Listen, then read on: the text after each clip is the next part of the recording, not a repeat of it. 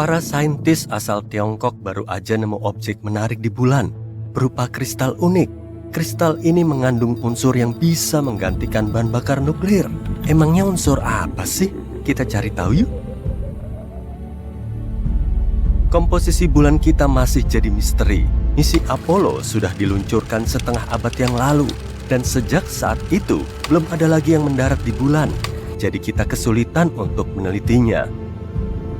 Tapi belakangan ini ada gebrakan baru.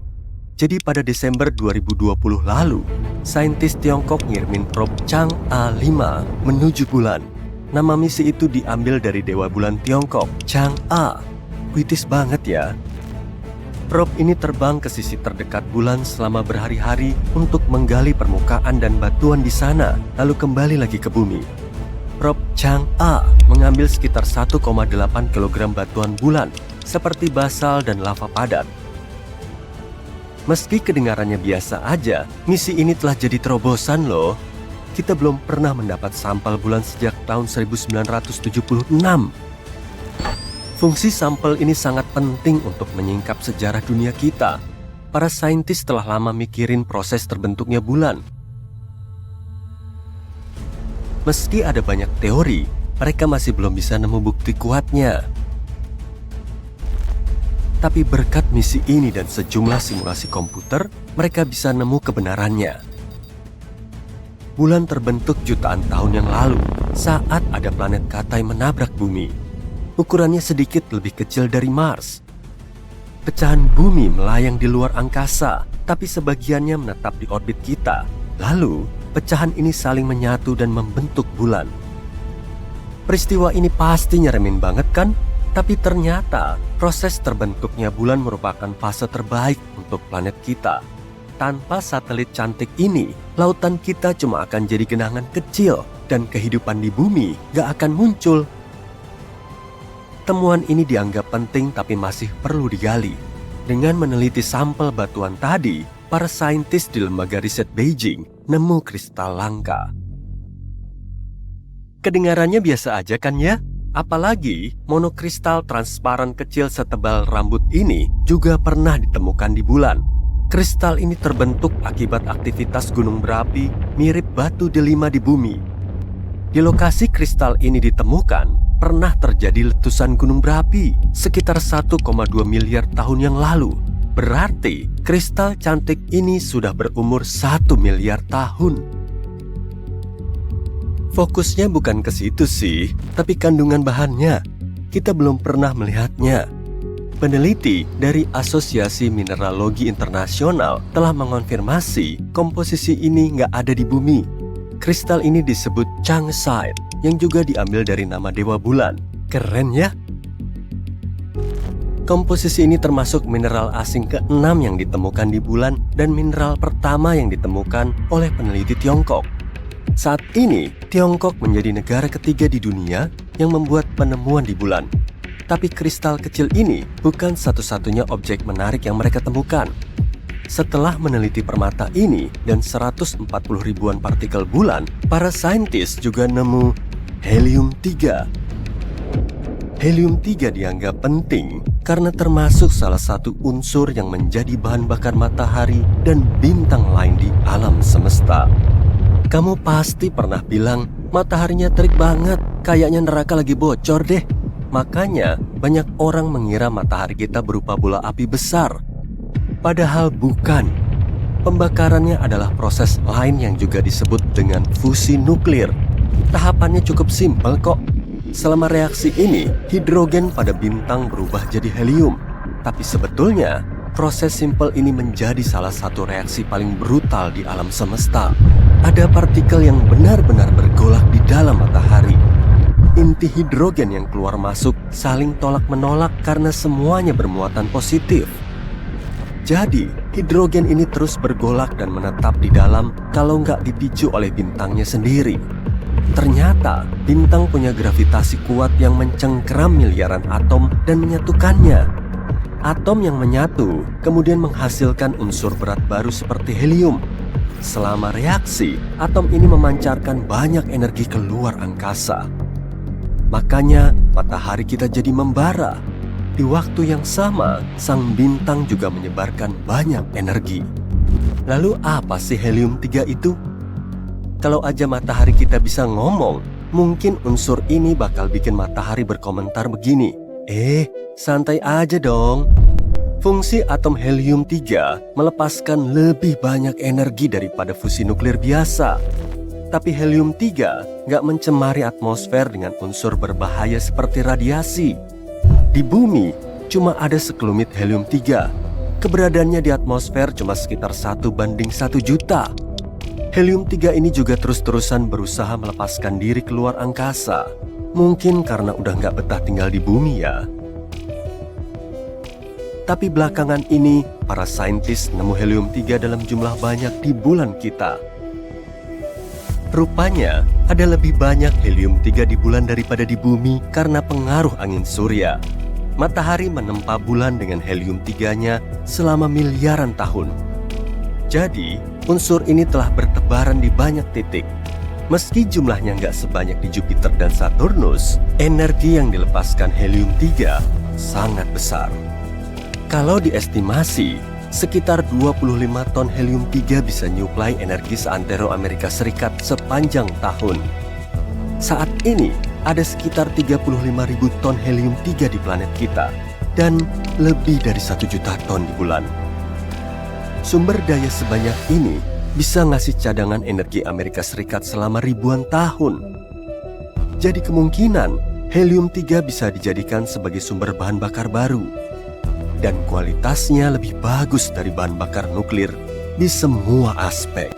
Helium-3 nggak akan ninggalin limbah dan radiasi berbahaya. Unsur ini juga lebih kuat dan kurang berbahaya. Jadi, energi yang ramah lingkungan dan efisien ini bisa jadi revolusi penting di planet kita. Keren banget kan? Terus, tunggu apa lagi? Kita tinggal cari alat untuk mulai menggali kan? Tapi ada kendalanya. Kita nggak punya alat yang bisa sekuat dan sepanas bintang. Untuk menggunakan helium-3, kita perlu suhu super panas dan tekanan tinggi. Kita juga perlu reaktor termonuklir yang belum diketahui cara pembuatannya. Meski suhu dan tekanannya bisa sampai ke titik yang pas, kita belum tahu cara menangani helium-3 dengan benar. Jadi meskipun stoknya melimpah, kita belum bisa memanfaatkan unsur ini. Meski begitu, helium-3 emang menggiurkan. Makanya, banyak negara mulai berlomba-lomba untuk mendapat sumber daya bulan ini. Setelah Chang'e 5 nemu endapan helium-3 baru di sisi terdekat bulan, kompetisinya semakin sengit. Bahkan Tiongkok mulai merencanakan misi bulan baru, Chang'e 6, pada tahun 2024. Selama misi ini, mereka mau ngambil sampel pertama dari sisi jauh bulan. Ternyata, pencarian kristal bulan ini penting banget bagi kita. Kristal ini bisa ngebantu kita nyari alternatif baru untuk menghasilkan helium-3. Dan kalau berhasil, manusia akan memasuki era baru. Tapi kita perlu mengatasi beberapa kendala dulu. Gimana cara ngangkut kristal bulan ini ke bumi? Gimana cara memproduksi energi dari unsur itu? Dan seterusnya. Semoga kelak masalah ini bisa dapat solusi yang terbaik dan kita bakal nemu cara untuk memproduksi energi yang melimpah, bersih, dan aman.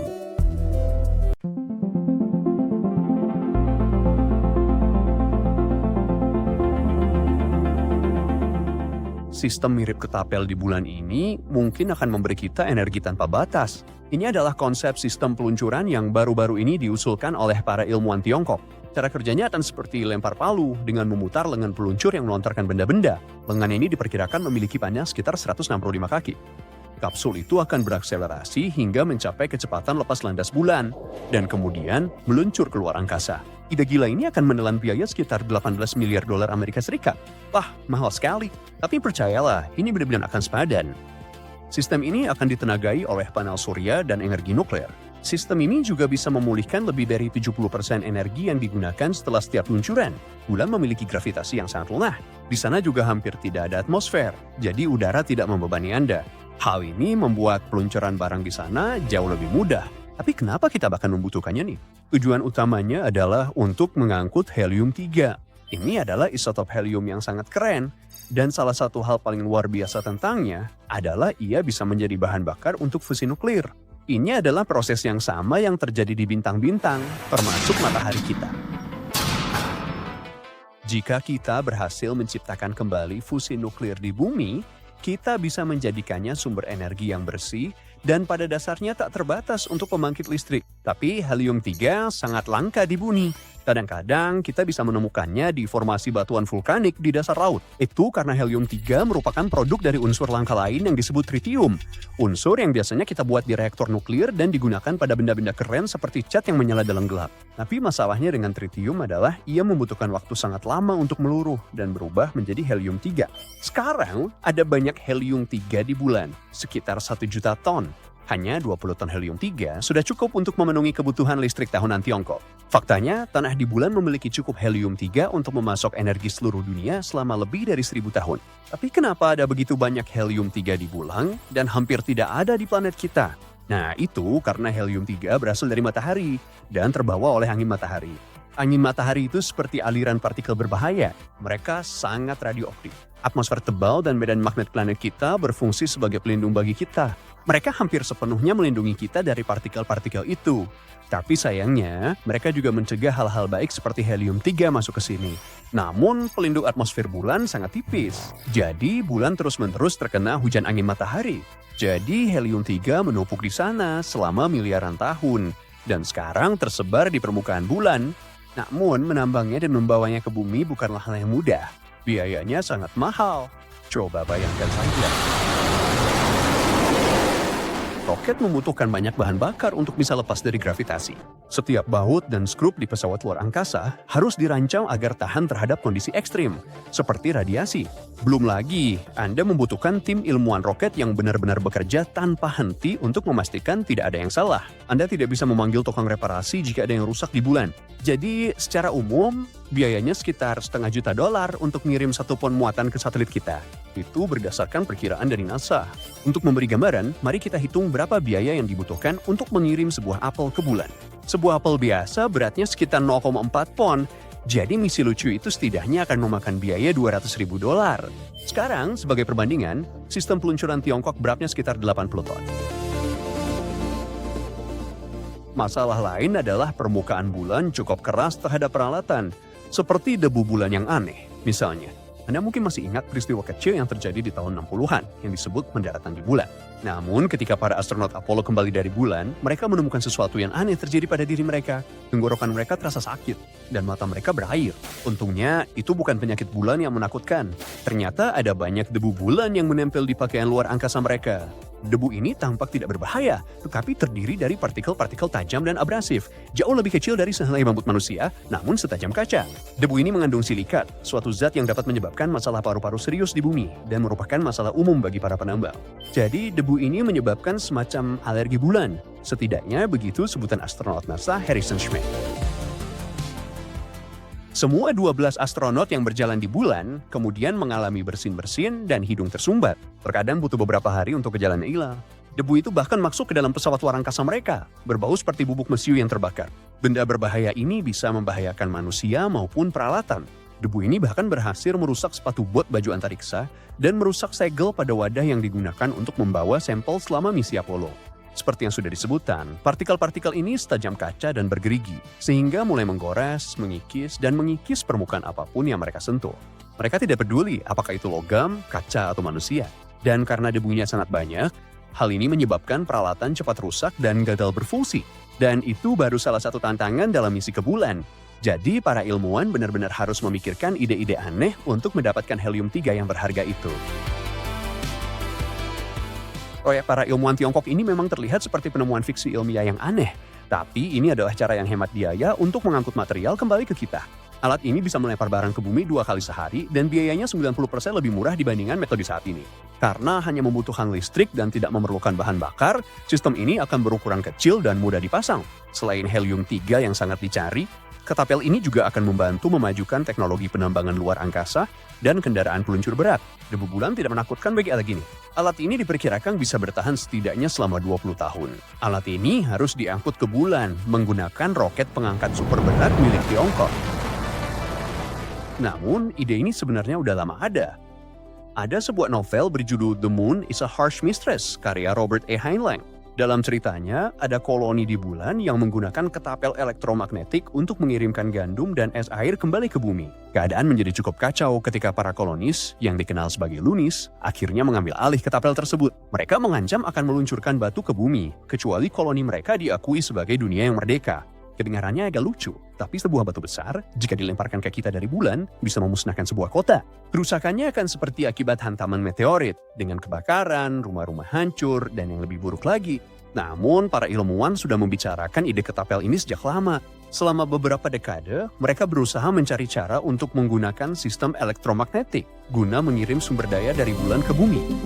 Tentu saja ada beberapa tantangan juga. Misalnya, para ilmuwan lupa menyebutkan bagaimana tepatnya helium-3 akan diekstraksi dari tanah bulan. Memasang sistem peluncuran ini di permukaan bulan yang terjal juga akan sangat sulit. Selain itu, mereka harus memastikan bahwa sistem tersebut tetap stabil pada kecepatan tinggi dan mampu bertahan terhadap perubahan suhu ekstrem di bulan, sinar kosmik, serta radiasi matahari yang intens. Jadi, pengembangannya akan memakan waktu. Tiongkok berharap komponen utama dari sistem ini sudah siap pada tahun 2030. Operasi skala penuh mungkin akan dimulai pada tahun 2045. Tiongkok memiliki banyak rencana untuk bulan. Misalnya, mereka ingin membangun stasiun riset di kutub selatan bulan pada tahun 2035. Namun, Tiongkok bukan satu-satunya yang ikut dalam perlombaan luar angkasa ini. Mengingat bahwa NASA berencana mengirim manusia ke Mars pada waktu itu, wah, dekade 2030-an akan menjadi masa yang gila untuk eksplorasi luar angkasa. Ada juga sebuah startup Amerika yang menjadi bagian dari ekonomi bulan.